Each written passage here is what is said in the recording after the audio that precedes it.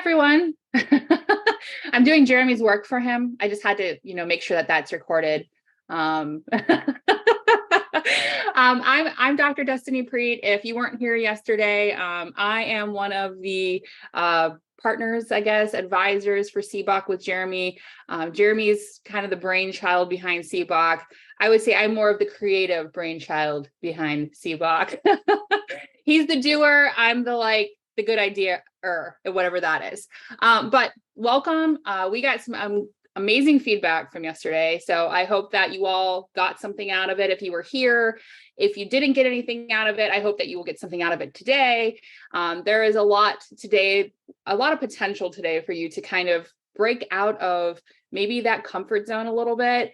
If you were here yesterday, Lee probably told all of you, I know he told all of you, that I like to get people out of their comfort zones. And that's the truth, because that's where growth happens, right? So if you're in your comfort zone, you're going to kind of just be stagnant at times, feel lost at times.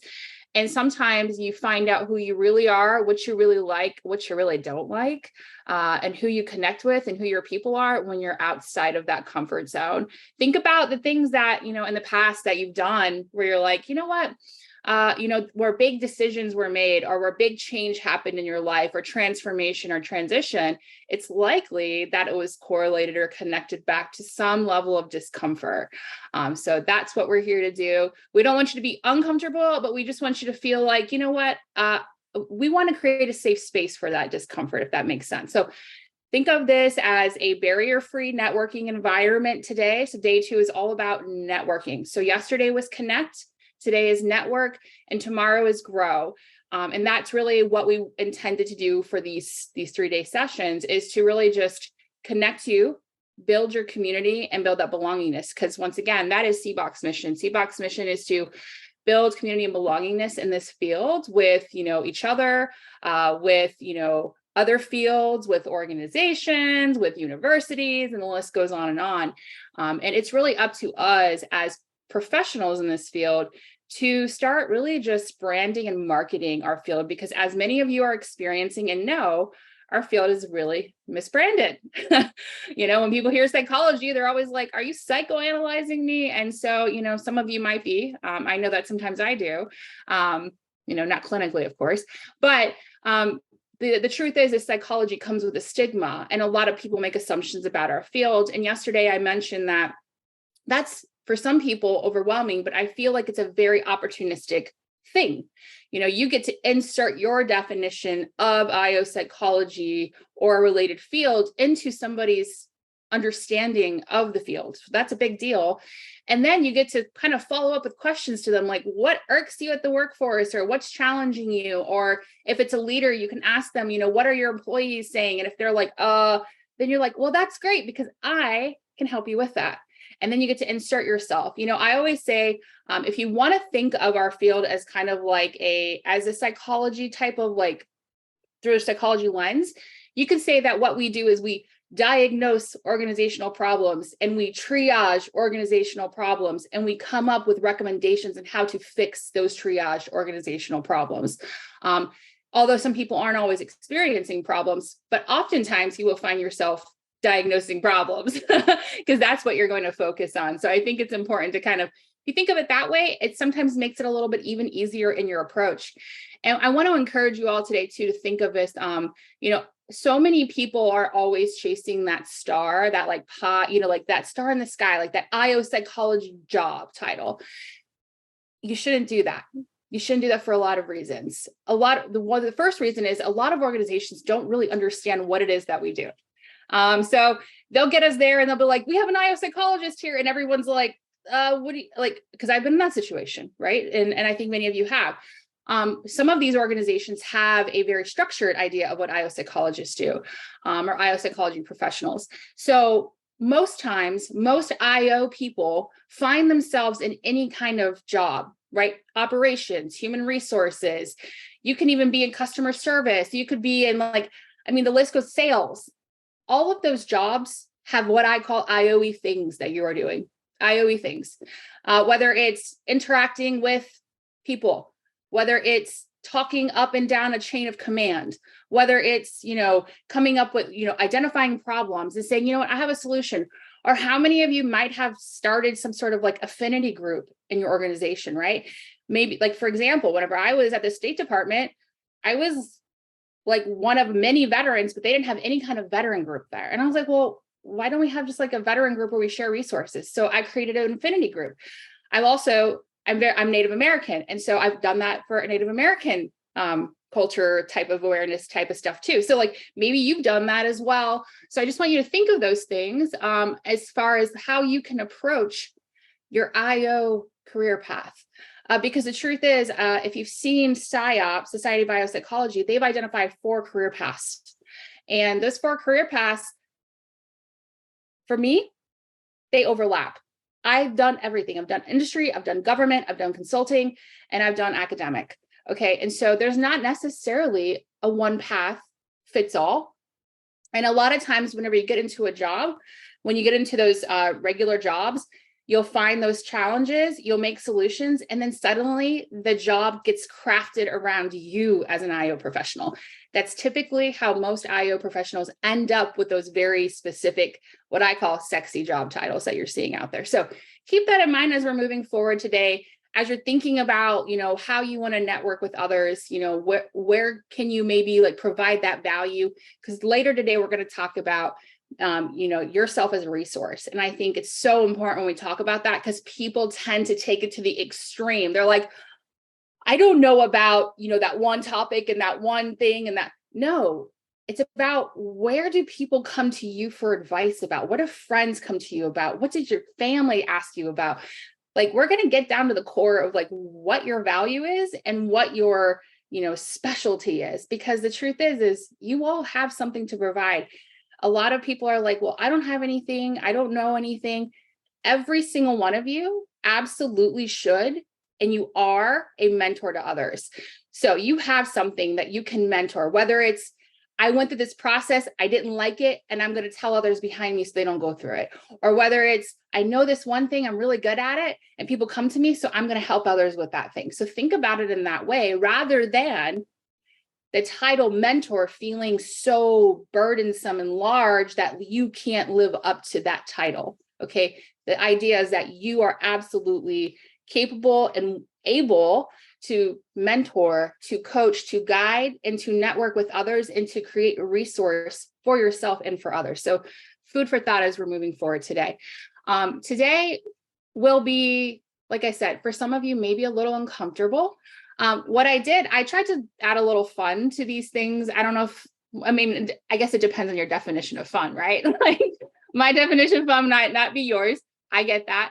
But I wanted to kind of make it a comfortable setting for all of you as much as possible. So there's a couple of things that we will do particularly during the networking sessions. But I created, it's kind of corny, a bingo card. Okay. And so how many of you like bingo? I like bingo. I like bingo as a kid. I like bingo as an adult. My kids love some bingo. So I did a bingo card, and my challenge to you all today is to black out this bingo card. Okay. And how are you going to do that? I'm going to put this in the chat. Yeah, bingo. People love bingo. So if you click on it, and I will share it. Let's see here if I can do this. This is bingo card today. So what is this? Like, okay, Destiny. Okay, well, what I want you to do is, as you're going through today, I want you to look at this, and I want you to think about the kinds of contributions you can either give in these areas or that you can ask about in these areas, right? So, and I'm talking about when you're in the networking breakout sessions, when I'm talking about when you're maybe just in the chat. I want you to think of these, like you can label and you can create the definition of how you want to approach these things. So things like thought leadership, workplace culture, AI and IO, or IO and AI, right? Niche interest areas. What's your favorite IO book? Do you want to know about IO books? Do you have an IO resource? Do you want to ask about IO resources? So, the goal here could be that maybe you just do a regular bingo line, up, down, across, right? Or diagonal. Or maybe you want to block this out. Maybe you can create, cross out one of them that you really don't care about. Maybe you don't care about resume and job search. I don't know. Maybe you can cross that one out and create your own bingo topic. And this can kind of guide you through today. And then additionally, while you're in breakout sessions later, I will be broadcasting potential questions that you can ask or that you can answer if you're uncomfortable. So don't feel overwhelmed today. Open your mind and realize that like this environment, this virtual environment really can create a virtual or a barrier-free networking environment for the most case, right? There's always barriers, right? Whether it's, our dog is barking in the background and we got to turn off the camera or we're not comfortable. Like there's so many like silly barriers and there's so many real barriers. But the truth is that this is a setting that you can feel safe in. So we want you to feel safe. If you feel uncomfortable, feel free to reach out to me or Jeremy or anyone else that's speaking.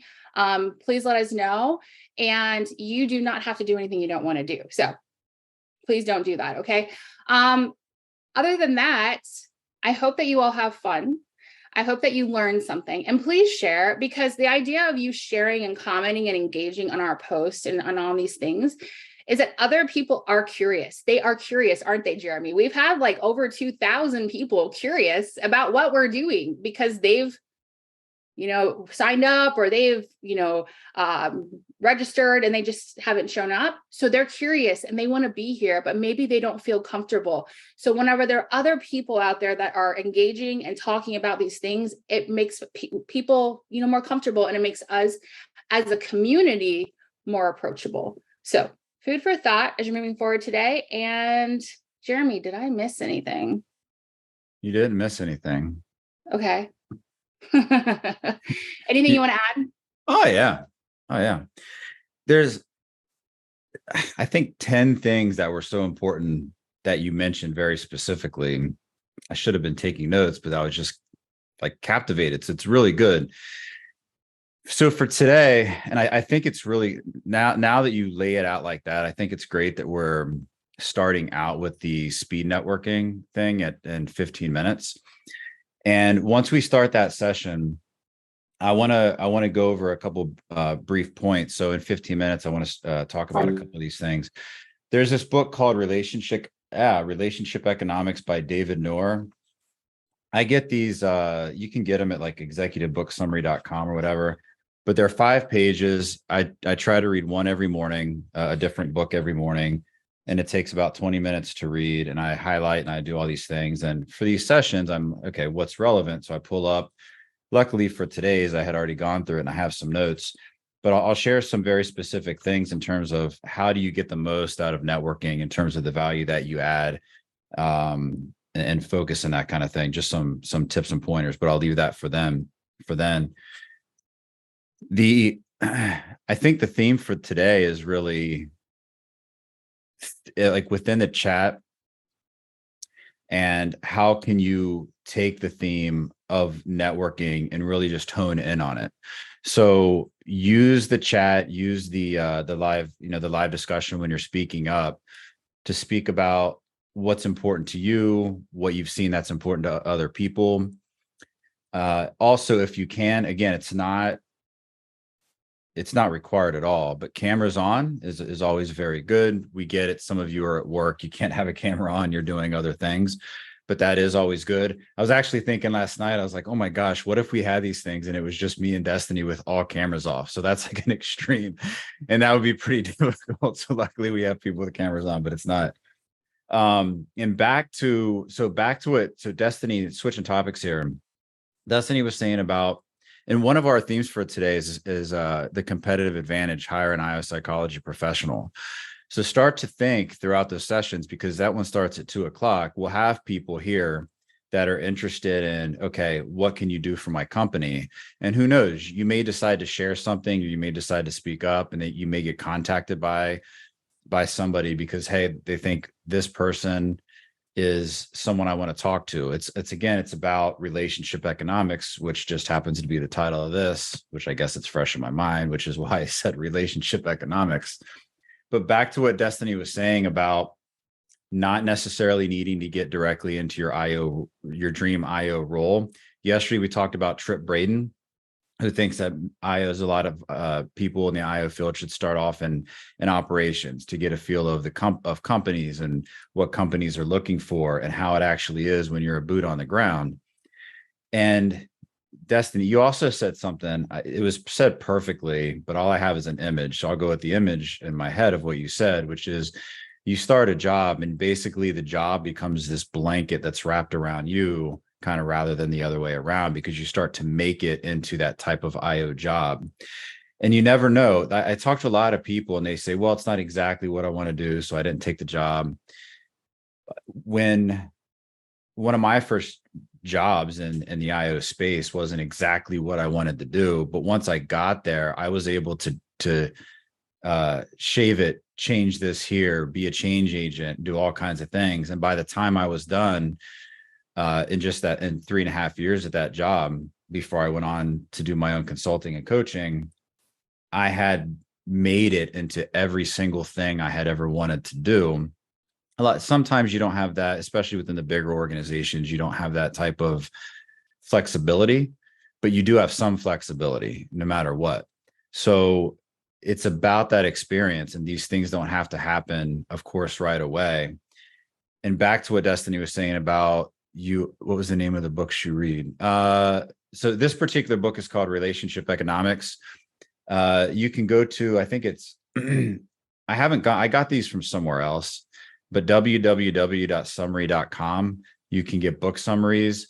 There's also something called 4-Minute Books, something like that. That's free. The executive summary books are, sorry, I'm Amanda in the chat asked the question, so that's why I'm switching topics.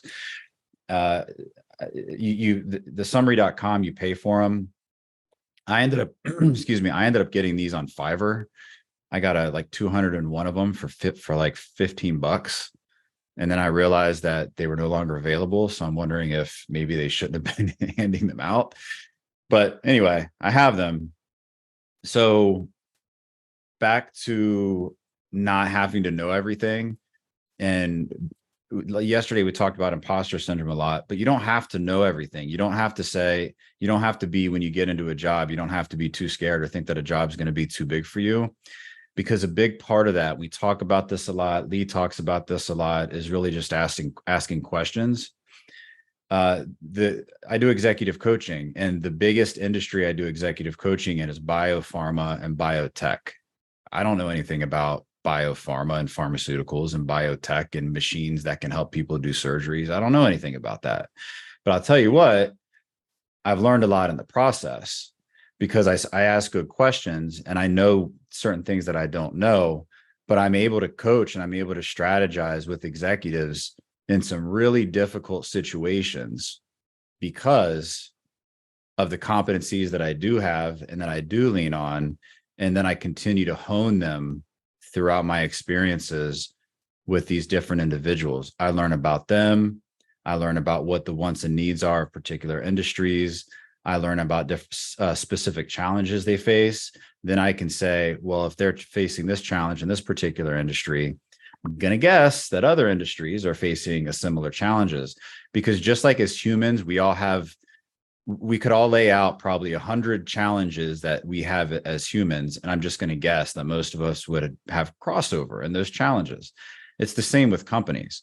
A manufacturing firm probably has a lot of the same challenges with retention and leadership and, XYZ as a biopharma company, or with change management. Of course, there are going to be certain things that are different, because you're like, some companies are dealing with venture capitalists and all these kinds of things. So it's not going to be the exact same, because you might have that with a biopharma company, and then with maybe a manufacturing company, maybe it's like a large family-owned business. So you definitely have different dynamics, but you take what your competencies are and you move along with not overconfidence, but with a level of confidence within yourself about the competencies you have, knowing that you're going to continue to grow. So on that note, I know there are people in here on our signups, and you all signed up, so you know that you click little survey things, right? Are you a practicing IO? How many years? Are you a student? Are you a recruiter looking for IO talent? Are you a company? What can IO do for me? And then, of course, we have a number of faculty directors and for IO and applied IO psychology program. So these are all important, I guess, client areas for us. And we always try to do our best to speak to the IOs, but also the other people that are interested in IO. And I think we've been doing a great job of that. So what I'll end with and turn it back over to Destiny is, whatever your particular perspective is, if you're someone that came here for one of our sessions saying, what can I do for my company? Feel free to let us know. Say, hey, you need to speak more to me and others like me in the chat. Because as IOs, we have in the space that we're in, we tend to get more along the lines of specific needs and desires and development opportunities for IOs in particular. But the way we've crafted the event and the reason we have these different sessions, like supporting grad students, hire an IO psychology professional, et cetera, we want to make sure we're speaking to you particularly. And we've got to do that radio DJ thing that we talked about yesterday. We've got to be able to talk to the recruiters, the hiring people, the university directors, the IOs, the students. We've got to speak to all of you individually, but all at the same time. So we're doing our best for that. But please, if we're not giving you what you need, or you want to know more about the field of IO psychology as it relates to your challenges, your passions, your perspective, and your self-interest, by all means, please do let us know. Dr. Hey, Jeremy. Yes. This might be a good point. I don't know if everyone who is attending is a member of CBOC, but it might be an opportunity to talk a little bit about if you become a member and having access to all the experts that you're seeing this 3 days. Yeah. So there's two different memberships for people in the IO field. We have our Pathfinder membership, which are for individuals who are grad students or new to the field, getting their feet wet, looking for their career, or new in an IO career. And that provides a lot of different opportunities. The main one is an option for monthly mentoring calls with a variety of our Pathfinder experts, of which here I can only see like 7 people, but you are one, Dr. Juliet Nelson's one, I'm one, Destiny Preet, Lee Krausen. I can't see anyone else on my screen, but we've got a huge bank of experts that can help you that are experts in either HR, entrepreneurship, client building, IO thought leadership, branding and media and those kinds of things. So we've tried to think of everything that an IO might need. And then we have, and there's opportunities there too. All members get to, your own blog channel if you want. You can write blogs. We do all the marketing for you to put that out so you can be seen, so you can build your brand in that way. If you contribute to a Work Cookie podcast again, every Thursday at 12 p.m., we do an open mic podcast recording. And if you speak up during that, we tag you as a contributor. You can also, there's a part in your LinkedIn. And this is actually for everyone. You don't have to be a member. You can put that in your LinkedIn profile. There's a featured in section, and you just put the URL. So you can start to build that kind of portfolio where recruiters can say, hey, this person's a regular contributor. You can probably, if you contribute enough, you can feel free to put that on your resume. We also, speaking of resume, all of our memberships, we even have suggested text when you sign up, suggested text of what you might put regarding your CBOC membership. But there's a host of other benefits. Like for the Pathfinder, there's a once a month peer group meeting where you get together with all your Pathfinder peers and talk. There's biweekly momentum sessions. I'm drawing a blank. There's a host of benefits. And then for our expert members, it's more of that you're established in IO. There's projects to work on. You can host free or paid webinars. You can create free or paid courses. You can do blogs. You can host your own podcast. On that podcast, Dr. Nelson has one coming up, I think in November, that's going to be started weekly. And it's about unconventional workspaces, because we talk a lot about an IO, and we mostly think of, your typical like white collar jobs, your office settings, and that's kind of where our mind goes. Well, hers is more of like unconventional workspaces. But they're actually the conventional workspaces, if you really think about it. So Juliet, what's the title? Conventional, unconventional workspaces? Thank you for putting me on the spot, Jeremy, when I can't catch up with it. It's something like that. It's either unconventional, conventional workspaces or I think it's unconventional, conventional workspaces. So basically looking at workspaces, as you said, that we may not always cover in research, but those are really our conventional workspaces. People who work on farms, people who work at the cashier. If you're in the military, going out in the battlefield, basic training, that is a workspace. If you volunteer at your church, at a food pantry, that is also a workspace. So even though, again, they're not conventionally studied, but those are technically our conventional workspaces. So see y'all in November. Yeah. And if anybody is open to being a guest, feel free to add me on LinkedIn, send me a message. I would love to have you. I'm a bit introverted, so that would help with my peopling. And Jeremy, while my mic is off, we have a question in the chat because I'm here for the people and their comments and questions. They want to know about the wait list and how long that takes to come off the wait list. If you could give some insight on that. Gotcha. I'll hit that at the end. So I don't lose my train of thought. Continue. Thank you. And I will hit that. So continuing with the experts too, there's all kinds of collaborative things. We have, I don't know how many of our experts it is. I think we have like 15 of our experts collaborating. We're publishing a book through Dr. Juliet. She not only has an eyewear company, by the way, but she also has a publishing company called Januri. So we'll be publishing the book through Juliet's company. So everyone, the author of a book. And we also have, we have different kind of like breakout teams. We have one particular team that's working on establishing, let's just call it a consultancy aspect. So they're working on everything that it would take to go from A to Z in terms of establishing consultancy. So there's a lot of different benefits for the expert members as well. And also in terms of job sharing and, or I should say like contract sharing and those kinds of things. And then going on to the other memberships. So for universities, we work with the universities to help them. A lot of universities now, and some of you heard me say this yesterday, I'm going to speed up because we're jumping into the 10:30 here. So we need to do the speed networking, but universities partnering with them. A lot of universities are moving towards a practitioner focused model rather than straight academic model so that students can be more prepared when they graduate in terms of actually practicing and working in the workforce.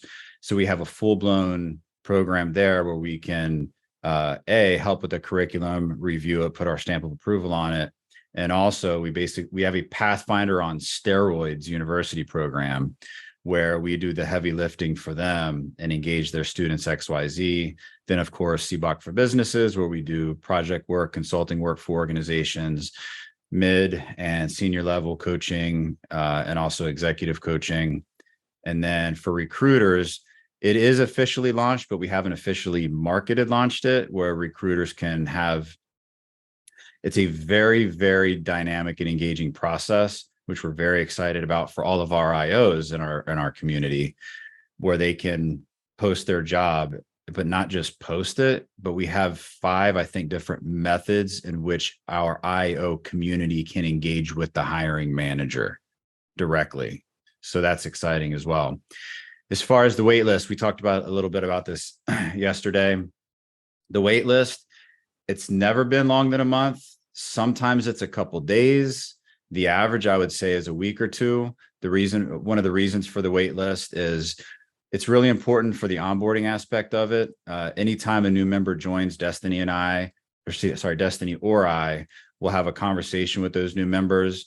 We go do a video review of making sure everyone is comfortable getting through their portal, especially with the Pathfinders, getting their, everyone gets a initial roadmap call, getting that scheduled, and also scheduling monthly calls if they get that particular plan.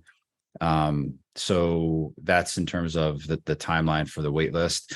The other thing with the wait list too, I'll mention, some people do, because everything's in the automated system usually. And when we pull people off, some people just check your spam too. If you've joined the wait list and you don't see that you've been pulled off, definitely check your spam folder. Sometimes things do go to spam. We actually remind people 3 times within a week that they've been pulled off the wait list. But again, sometimes it goes to spam. Another thing you can do if you join the wait list, make sure you go to the CBOC site on the homepage and click subscribe to our newsletter. That will make sure that you're actually subscribed on the back end, and you're more likely that it won't go to spam. And the reason it does that is because Google and these web engines, they have like very strict policies on spam. So unless someone has actually physically subscribed, even though you might have filled out a form, that you might not get it, not in your spam. And if you think it's taken too long, just send us an email directly at hello@cboc.com and say, hey, been on the wait list. What's going on here? And we'll look on the back end, we'll track it, and we'll get right back to you.